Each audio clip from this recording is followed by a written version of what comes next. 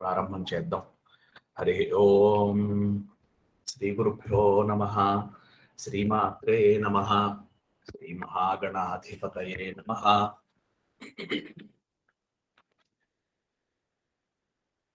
నిర్గుణం నిరంజనం నిత్యమమలం పరం తేజం నిర్వికారం నిర్వికల్పం నిర్విశేషం నిత్యముక్తం మహావాక్యార్ధలక్ష్యం మహాబిందు పరిస్థితం మహదహంకార నాశం మహదానందరూపం ఏకమేవం ఏకమనంతం ఏకైకమద్వితీయం ఏకోహం ఏకమాత్మానం స్వచ్ఛ ప్రకాశమేకైకం తత్వాతీతం జ్ఞానవృద్ధం సర్వావగుణభంజకం సంసారార్ణవతారకం సద్గురుం తం నమామ్యహం.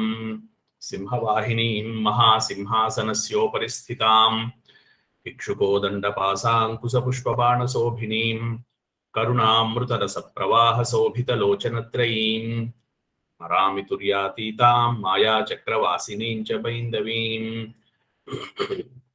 ఆదౌ వందే గురునాథం శ్రీమన్మహాభైరవాఖ్యం కలౌ సమారంభం గురుం పరశివానందనాథం అత్రనాథం మహాగురుం యోగశాస్త్రప్రవర్తకం శ్రీచతుర్యుగనాథాస్తు వందే లోకాద్యభిగోప్తృం సర్వమంత్రాద్యః ప్రయోక్తృః సర్వవిద్యామహోదధిః సర్వౌఘాశ్చ తత్వసారః సర్వౌఘాశ్చ మూలరూపः అత్రనాథः సదాశివः తదాద్యానందభైరవः సర్వత్ర సర్వసః వందేహమస్మద్గురుపర్యంతః.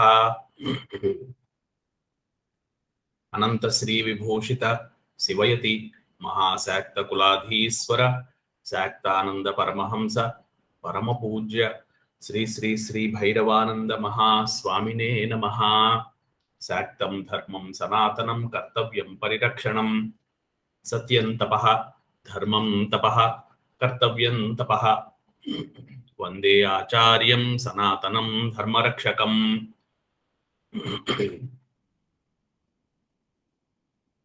షోడశీ సత్సంగానికి నమస్కారం.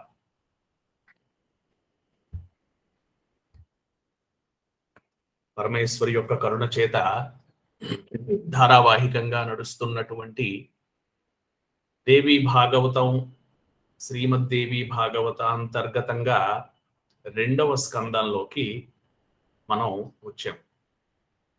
మొదటి స్కందంలో క్రమంగా దేవీ భాగవతం యొక్క విశేషము, మధుకైటభుల యొక్క కథ, తరువాతి శ్రీసుక జననము, వ్యాసుని యొక్క శ్రీసుకుని యొక్క సంవాదము, శ్రీసుకుని యొక్క వృత్తాంతం మనం తెలుసుకున్నాం. తారా శశాంకం అనబడేటువంటి ఒక విశేషమైనటువంటి సంవాదాన్ని, ఆఖ్యానం, కథని కూడా మనం తెలుసుకున్నాం మొదటి స్కందంలో. ఇవన్నీ కూడా వేరే పురాణాలలో ఇవే కథలు ఉన్నప్పటికీ కూడా మళ్ళీ తిరిగి దేవీ భాగవతం అనేటువంటి ఒక సంపుటి కింద తిరిగి ఈ కథలు మనం మధుకైటభ వృత్తాంతం మార్కండేయ పురాణంలోనూ చదువుకున్నాం, తెలుసుకున్నాం. మిగిలినటువంటి కొన్ని పురాణాల్లో కూడా మధుకైటభ వృత్తాంతం ఉంది. మరి దేవీ భాగవతంలో మళ్ళీ ఎందుకు ఉంది అనేటువంటి, అలాగే మిగిలినటువంటి కథలు, ఆ శ్రీసుక వృత్తాంతం, మిగిలినటువంటి ఇళాదేవి కథ, ఇళాబుధుల యొక్క కథ, ఇవన్నీ కూడా మిగిలినటువంటి పురాణాల్లో ఉన్నా కానీ తిరిగి దేవీ భాగవతంలో ఎందుకు చెప్పుకోవలసి వచ్చిందో ఆలోచిస్తే కథని ఒక్కొక్క కోణంలో మనం పరిశీలించి చూడాలి. ఒకే కథకి రకరకాలైనటువంటి కోణాలు ఉంటాయి అనే విషయం మనందరికీ తెలిసిందే. ఆ కథ మధుకైటభ వృత్తాంతం. మధువు కైటభుడు విష్ణుమూర్తి గారు పడుకుని ఉన్నప్పుడు అతని యొక్క చెవిలోంచి వాళ్ళు ఊడిపడ్డారు. వాళ్ళు విష్ణుమూర్తి మీదకి యుద్ధానికి వచ్చారు. బ్రహ్మ మీదకి మొదటి యుద్ధానికి వచ్చారు. బ్రహ్మగారు విష్ణుమూర్తికి పడుకున్నారని తెలిసి అవ్యక్తంగా ఉన్నటువంటి ఏదో తెలియనటువంటి ఓంకారం యొక్క చివరి అనుస్వారాన్ని ఉపాసించి తెలియనటువంటి ప్రపంచాన్ని ఎవరైతే నడిపిస్తున్నారో ఆ చైతన్యాన్ని ఆయన ప్రార్థిస్తే విష్ణువు యందు ఆమె ప్రబోధం కల్పించి ఈ మధుకైటభులతోటి యుద్ధం జరిపించి మధువు కైటభుల్ని సంహారం చేసి తద్వారా ప్రపంచంలో చాలా రకాలైనటువంటి వినియోగాలకి ఆ కథ దారితీసింది. మార్కండేయ పురాణంలో చదివినప్పుడు మార్కండేయులు వారు అక్కడ జరుగుతున్నటువంటి శిష్యుల మధ్యలో జరిగినటువంటి వృత్తాంతమే అది, ఒకళ్ళు ఇంకొకళ్ళుగా చెప్పినటువంటిది. అలాగే దేవి భాగవతంలో కూడా ఈ కథ తెలుసుకున్నప్పుడు పరమేశ్వరి ఈ కథలో కనిపించకుండా ఈ కథని, కథలో ఉన్నటువంటి అంశాలని, కథలో ఉన్నటువంటి క్యారెక్టర్లని ఎలా నడిపించింది, అలాగా వారికి కనిపించినటువంటి, వారి చేత జరపబడినటువంటి ఆ కథకి ఏమిటి తర్వాత వచ్చినటువంటి రిజల్ట్ అనేటువంటిది మనం అసలు ఈ దేవి భాగవతానికి మొట్టమొదట్లో ఋషులందరూ కూడా సూతుణ్ణి అడుగుతారు, ప్రపంచాన్ని ఏ విధి నడిపిస్తోందో ఆ చైతన్య స్వరూపం గురించినటువంటి విషయాలు మాకు చెప్పండి అని. సూతుడు అప్పుడు సౌనకాది ఋషులకి ఈ కథలు చెప్తాడని మనం మొదట దేవి భాగవతం యొక్క ప్రారంభంలో తెలుసుకున్నాం. కాబట్టి సర్వ చైతన్య రూపాం తాం ఆద్యాం విద్యాంచ ధీమహి అన్న విధంగా అన్ని జీవుల యందు చైతన్య స్వరూపంగా ఉండి అన్ని జీవులని నడిపిస్తూ ప్రపంచానికి సృష్టి స్థితి సంహార తిరోధాన అనుగ్రహాలు అనబడేటువంటి 5 కృత్యాలు చేసేటువంటి పరమేశ్వరి యొక్క వైభవాన్ని, ప్రభావాన్ని, మాహాత్మ్యాన్ని మనం ఈ దేవి భాగవతంలో కనిపించకుండా ప్రతి కథలోనూ మనం ఆమె యొక్క ప్రభావాన్ని మనం బేరీజు వేసుకుంటూ ఉండాలి. శ్రీశుకుడు వ్యాసుని యొక్క కథలో పరమేశ్వరి యొక్క ప్రమేయం ఎక్కడ ఉంది? పరమేశ్వరి ఎక్కడా కనిపించలేదు కదా. మధుకైటవ వృత్తాంతంలో అయితే బ్రహ్మగారు అవ్యక్తంగా ఉన్నటువంటి పరమేశ్వరిని ప్రార్థించారు. మరి మిగిలిన చోట ఎక్కడా పరమేశ్వరి అనేటువంటి ప్రసక్తి రాలేదు కదా. అయితే సృష్టి స్థితి సంహార తిరోధానానుగ్రహాలు అనబడేటువంటివి పరమేశ్వరి తాను వ్యక్తీకృతమై, అంటే ఒక ఆబ్జెక్టివ్గా, ఒక స్వరూపంగా రూపుదాల్చి చెయ్యనవసరం లేదు కదా. మహిషాసురుణ్ణి చంపినటువంటి దుర్గా స్వరూపంగా కొలుచుకునేటువంటి స్వరూపం, అలాగే శుంభుల్ని చంపినటువంటి పరమేశ్వరి. ఈ కథల్లో పరమేశ్వరి వ్యక్తమైంది. ఆమె ఇటువంటి స్వరూపాలు ఉన్నాయి, ఆమెకి ఇన్ని చేతులు ఉన్నాయి, ఈ చేతులలో ఈ యొక్క ఇన్ని ఆయుధాలు ఉన్నాయి, ఈ ఆయుధం ఇలా ఉంది అని చాలా డీటెయిల్డ్ గా ఒక స్వరూపాన్ని చెప్పారు. పరమేశ్వరి ఈ పంచకృత్యాలు చెయ్యడానికి సర్వజీవులయందు చైతన్యంగా ఉండి అన్ని జీవులని నడిపించడానికి తాను ప్రకటించబడవలసినటువంటి అవసరం అన్ని సమయాల్లోనూ లేదు కదా. అయితే ప్రకటింపబడకుండా పరమేశ్వరి యొక్క ప్రభావాన్ని ఎలా గుర్తించాలి? ఇది సూక్ష్మంగా ఉంటుంది, అన్ని చోట్ల వ్యక్తీకృతంగా ఉండదు. దీన్ని మనం గుర్తించాలి. చాలా ఏ రకమైనటువంటి సంఘము లేకుండా ఎన్నో వందల సంవత్సరాలు లేదా ఎన్నో సంవత్సరాలు శివుని కోసం తపస్సు చేసి శివుని యొక్క మెప్పు పొందినటువంటి వేదవ్యాసుడు శివుని యొక్క ప్రభావం చేత, శివుని యొక్క ప్రసాదం చేత పుత్రుణ్ణి కని, ఆ పుత్రుణ్ణి కనడం కూడా అప్పుడు సద్యస్కాలంగా సంభవించినటువంటి కొన్ని పరిస్థితుల కారణంగా పుత్రుణ్ణి కని, ఆ పుత్రుడు నాకు ఇంకా ఏ రకమైనటువంటి ఆశ్రమాలయందు ఇచ్చలేదు, నేను తపస్సుకు వెళ్ళిపోతాను అంటే అలా కాదు.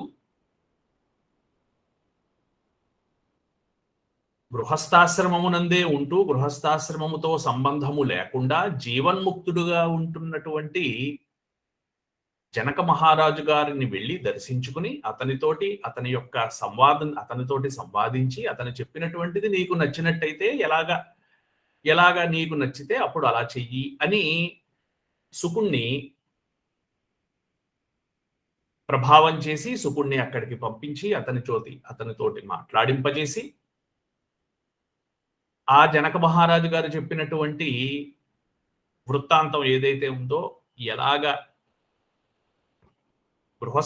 గృహస్థాశ్రమములో ఉంటూ మోక్షగాములు ఎలా ఉండాలో, గృహస్థాశ్రమంలో ఉంటూ జీవన్ముక్తులు ఎలా ఉండాలో చెప్పినటువంటి మాట జనకుడి దగ్గర నుంచి విని అది నచ్చుకుని తాను పెళ్లి చేసుకుని వివాహితుడై సంతానము కని తర్వాత యోగముతో శరీరాన్ని వదిలేయగా అంత విశేషమైనటువంటి వ్యక్తి కోసం ఎక్కడ తపస్సు చేసాడో అక్కడికి వెళ్ళి గట్టిగా రోధించసాగాడు వ్యాసుడు. ఇంత కష్టపడి శివుని యొక్క ప్రసాదము చేత నువ్వు నాకు పుట్టావు, అలా వెళ్ళిపోయేవారు. ఎంతలా రోధింపసాగాడు అంటే అతన్ని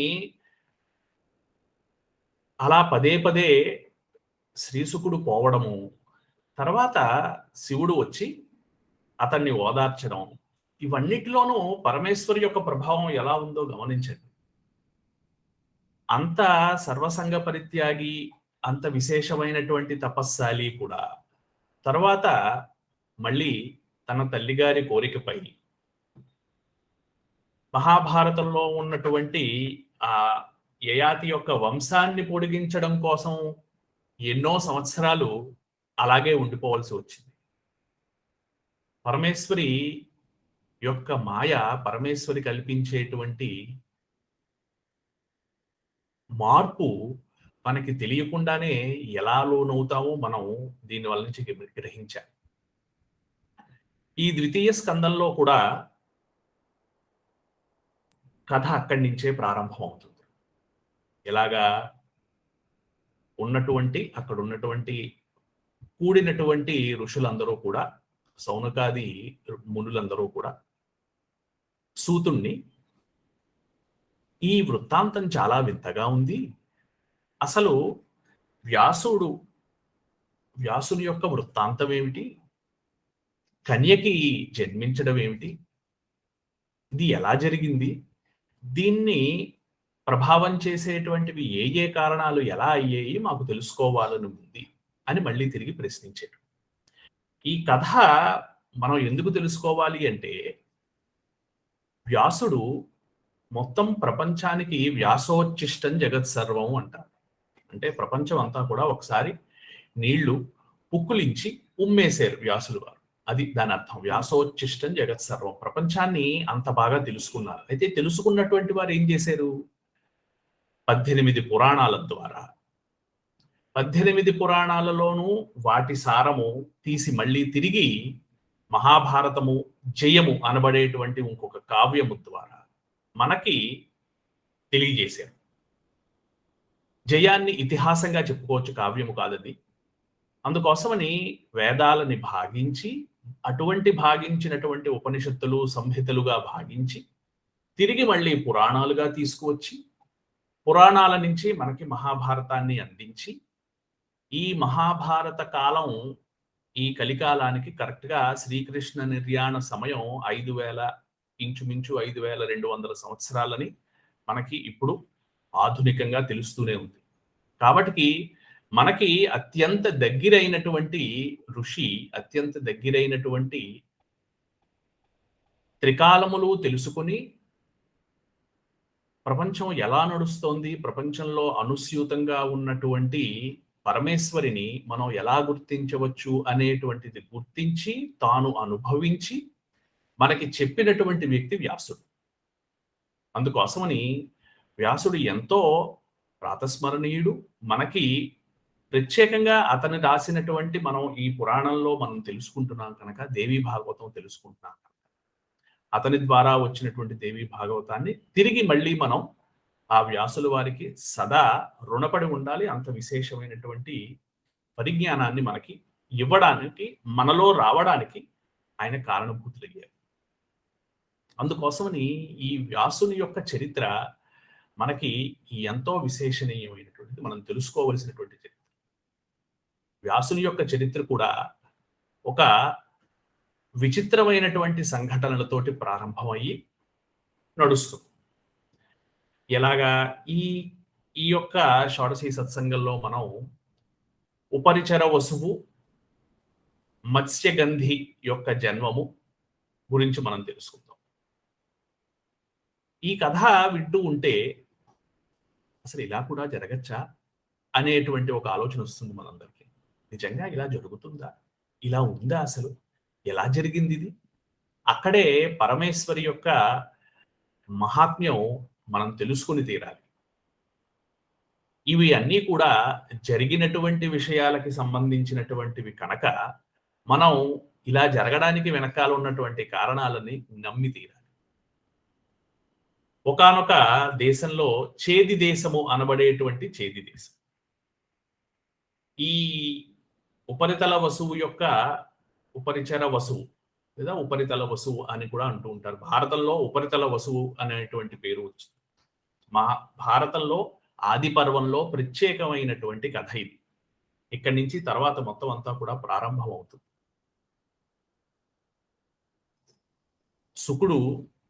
సూతుడు సౌనకాది మునులు అడిగినటువంటి ప్రశ్నకి ఎంతో విశేషంగా స్పందించి, మీరు చతుర్వర్గ ప్రదాయిని అయినటువంటి పరమేశ్వరి యొక్క ప్రభావము చేత అటువంటి చతుర్వర్గ ప్రదాయిని చాలా ప్రత్యేకమైనటువంటి శ్లోకాలు వ్యాసులు వారు రాస్తారు.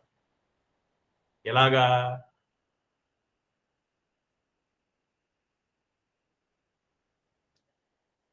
పరమాం శక్తిం చతుర్వర్గ ప్రదాయినీం ఆదిశక్తిం వదిష్యామి కథాం పౌరాణికీం శుభాం. ఆదిశక్తి అయినటువంటి ఆ పరమేశ్వరి ఎవరైతే చతుర్వర్గ ప్రదాయిని అయినదో, చతుర్వర్గ ప్రదాయిని అంటే మనకి ఎప్పుడు కూడా దేవుడు అనేటువంటి వాడు ఐశ్వర్యం ఇస్తాడు అనేటువంటిదే మనకి తెలుసున్నటువంటి విషయం. కానీ చతుర్వర్గములు అనేటువంటివి ఏమిటి? ధర్మ అర్థ కామ మోక్షములు అనబడేటువంటివి చతుర్వర్గములు. ధర్మాన్ని పాటించాలంటే, ధర్మాన్ని చెప్పిన విధంగా ఆ ధర్మాన్ని అనుసరించాలి అంటే పరమేశ్వరి యొక్క ఆశీర్వచనము, పరమేశ్వరి యొక్క ప్రోద్బలము లేకపోయినట్టయితే మనం నడవలేం. అలాగే అర్థము, ధర్మానికి ఉపయోగపడేటువంటి అర్థము, అటువంటి అర్థాన్ని మనం సంపాదించాలంటే లేదా అటువంటి అర్థం మన దగ్గర ఉండాలన్నా, అర్థము వలన వచ్చినటువంటి ధర్మానికి సంబంధించినటువంటి శక్తి విభూతి మన దగ్గర ఉండాలన్నా పరమేశ్వరి యొక్క కటాక్షం లేనిదే రాదు. ఫలానా వస్తువు నాకు కావాలి అనేటువంటి కామన ధర్మానికి సంబంధించినటువంటి కామనగా మిగలాలి అంటే పరమేశ్వరి యొక్క ఆశీర్వచనం వలనే అది జరుగుతుంది. లేకపోతే ప్రపంచంలో నాకు ఇది కావాలి, అది కావాలి అనేటువంటి ఒక, మనం మార్కండేయ పురాణంలో తెలుసుకున్నాం, నాకు ఇది కావాలి, ఇది నాది అనేటువంటి మమత్వాన్ని ఎలాగైతే కల్పిస్తుందో అది పరమేశ్వరే కల్పిస్తుంది. అయితే నాకు కావాలి అనేటువంటి కోరిక ధర్మ మార్గమైనటువంటిది, ధర్మప్రదమైనటువంటిది అయి ఉండాలి అనేటువంటిది పరమేశ్వరి యొక్క ప్రభావం చేతనే సాధ్యం. నేను కావాలనుకునేటువంటి కొన్ని వస్తువులు నిజంగా నాకు అవసరం ఉండకపోవచ్చు. ఆ విషయం నాకు తెలియదు. నాకు ఏ వస్తువు కావాలి, నాకు ఏ వస్తువు అక్కర్లేదు, దేనిని నేను కోరుకోవాలి, దేనిని నేను కోరుకోకూడదు, మన దగ్గర ఎంత అర్థం ఉండాలి, అర్థానికి ద్రవ్యము, అర్థము అంటే ఎంత ద్రవ్యము కావాలి, ఎంత ద్రవ్యము ఉండాలి, ఎంత ద్రవ్యాన్ని మనం ఉపయోగించుకోగలము అనేటువంటి విషయం మనకి తెలియదు. అది పరమేశ్వరి యొక్క కరుణ వలనే తెలుస్తుంది. వీటి అన్నిటిలోనూ కూడా సమాంతరంగా ఉన్నటువంటిది 4వ భాగమైనటువంటిది మోక్షం. ఆ మోక్షం ఎంతవరకు ఉండాలి, మోక్షానికి మనం వెళ్ళాలి అంటే మిగిలినటువంటి కార్యక్రమాలతోటి సంబంధం మనకి ఎలా తెగుతుంది, ఇది పరమేశ్వరి యొక్క ఆశీర్వచనము వలనే మనకి కలుగుతోంది. అందుకోసమని అటువంటి చతుర్వర్గ ప్రదాయినికి నేను నమస్కారము చేసి ఈ యొక్క మీరు అడిగినటువంటి ప్రశ్నకి నేను సమాధానము తెప్పదలుచుకున్నాను అని సూతుడు రాబోయేటువంటి కథకి వ్యాస జననము, వ్యాస వృత్తాంతం అని చెప్పడం కోసం, ఈ వ్యాస జననం చెప్పాలి అంటే వ్యాసుని యొక్క తండ్రి గారు అయినటువంటి పరాశరుని యొక్క కథ ఫస్ట్ వస్తుంది. అందుకోసమని ఇవన్నీ కూడా మనకి మనం ఈ యొక్క రాబోయేటువంటి సత్సంగంలో వ్యాసుని యొక్క జననము ఎలా జరిగినది, ఇందుకు ఏ ఏ విషయాలు కారణం అయ్యాయి అనేటువంటివి మనం తెలుసుకుందాం. పరాశరుడు అనేటువంటిది స్వయంగా పరమేశ్వరుడి యొక్క స్వరూపము కనుక అతనికి పరాశరుడు అని పేరు సంపాదించుకోలేదు. వశిష్ఠుడు మొదలైనటువంటి వారి దగ్గర నుంచి వచ్చినటువంటి వంశం అది. అందుకోసమని వారి యొక్క నామము, వారి యొక్క కథ ఎంతో శిరోధార్యములు మనం గౌరవంగా తెలుసుకోవలసినటువంటి. అందుకోసమని వ్యాసుని యొక్క ఆషాఢ మాసంలో ఆషాఢ పౌర్ణమి వ్యాస పౌర్ణమిగా వస్తుంది. మనం ఇంకా ముందర ఉన్నాం కనుక అంతవరకు వెళ్ళాం కనుక జ్యేష్ఠ మాసం ప్రారంభం అయినటువంటిది. ప్రస్తుతం అమావాస్యలో ఉన్నాం మనం ఈరోజు, వైశాఖ బహుళ అమావాస్య. జ్యేష్ఠ మాసం మనం వచ్చిన వెంటనే వ్యాసుని యొక్క జన్మ వృత్తాంతాన్ని మనం వచ్చే సత్సంగంలో తెలుసుకుందాం.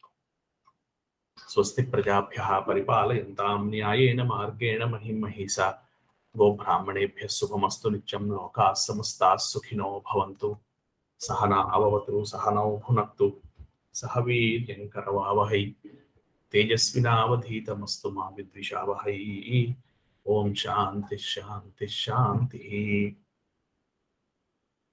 తిరిగి మళ్ళీ వచ్చే సత్సంగంలో వ్యాసుని యొక్క వృత్తాంతం తోటి మనం కొందరికి నడుపుతాం, తెలుసుకుందాం. స్వస్తి.